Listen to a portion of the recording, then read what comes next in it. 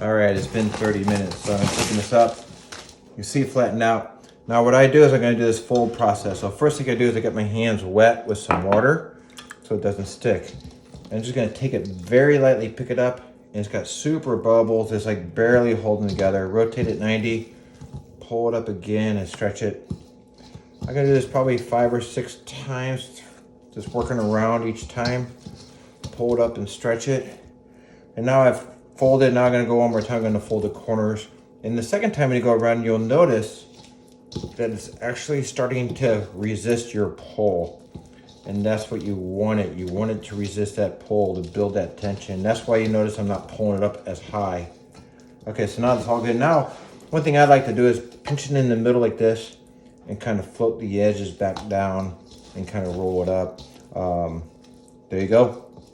We'll see it in 30 more minutes.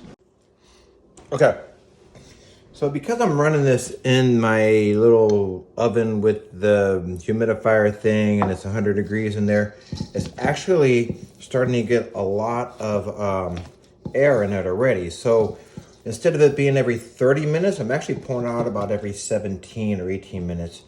And you can notice, even last time it was like really, really tough, it kind of loosened up and now it's stretching out a little bit more. But as I do this, it's not nearly as loosey-goosey as it was last time. And what we're doing is we're building tension. We're building up that structure of the yeast so that it can start forming into a ball. This is only the second pull, but you can also see I'm starting to get air bubbles in there from the yeast. Even though this is regular bread, it's not sourdough. It's actually starting to have the structure of sourdough, which is pretty cool. So I'm gonna let this go again, another 30 minutes. Well, in my case, it's probably more like 18 minutes because it's nice and warm and moist in that oven, so. All right, this is a third pull. It's amazing how much this is blowing up. More than I expected, but again, wet your hands in the water. And we're just gonna pull this up. Look at those big bubbles, that is so cool. Pull this up one last time. I'll probably do one more after this one just because it's still stretchy. I want to take a little more form. So stretch this out. You can see I just kind of hang it over and pull it. This actually has a lot more resistance now, as you can see. I can lift the whole thing up. And that's what you want to look for. You want to look for that resistance. So, but again, when it relaxes, it's going to drop. So the goal is to make sure you have this elasticity so that when the dough relaxes, it can still hold it. So we still want a little bit more. Don't worry, we're just really gently working it around. It's kind of really stiff now. It's starting to take a form of a ball. I think one more time will do the trick. So there you go. All right, what I'm gonna do is while that's doing this last stretch, I'm gonna set this to 450 degrees, get it super hot. But what's interesting is, I got a dry oven, but what I'd like to do is I put this is actually a cast iron griddle, and then on top of that I put a pizza stone.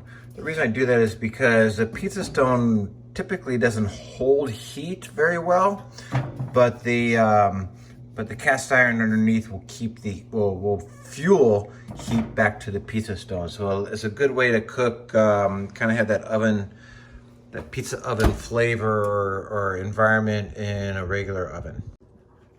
Okay, while that's going, I'm gonna prepare, I'm gonna make 2 different types of bread. One of them is going to be a loaf when I'm using a Banneton. This is a Banneton here. This is a 9-inch Banneton. And it has this cover that you put in it. You don't have to have a cover. If you don't have a cover, you wanna make sure you use rice flour as opposed to regular flour. If you do have a cover though, I just use a little bit of any type of flour. I just have my bread flour out here. And you really rub it into the cover, that flour really, really good before you cover it up like this. And this is what your bread is gonna take your final rise in. Now I actually throw a little bit more and make sure it's rubbed in really good along the side. Just gonna keep the dough dry. It's gonna maintain whatever tension you put on it. Now the second one I'm doing is just a cereal bowl, but I could use another fancy cover like this that I use for my other Banneton and put it on here. that works out pretty easy. But if you don't have one, I get it. So I just use a tea towel. This is how I do it most of the time. And again, I cover it with a lot of flour because you want to make sure that the dough doesn't stick to the towel. And just rub it in. Yep, it's messy. I get it. Wife hates it, but it's fun. Rub that in, and then just kind of loop it over like that. And this is my makeshift Banneton. You could buy bowls, but why bother when you could just do it this way here? All right, that's good. Now put this off to the side. We'll do something with it later. So, all right, this is the fourth fold that I'm doing. So I'm gonna go ahead and you see it's super fluffy. It actually feels like a little soft pillow cloud of fluff. Pretty cool. Still a little stretchy, but I think I'm gonna go ahead and pull it out. I'm gonna do one last stretch here. And then what I'm gonna do is I'm gonna weigh it. And the reason I wanna weigh is I'm gonna make two different batches like I talked about earlier, one in a Banneton and one in a bowl. So I wanna see how much all this weighs. It probably weighs somewhere close to about 900 grams, in which case I'll separate that out. So, all right, so I weighed it out. I have about 936 grams of dough. What I want to do is I want to pull out about 175 of this for the small bowl.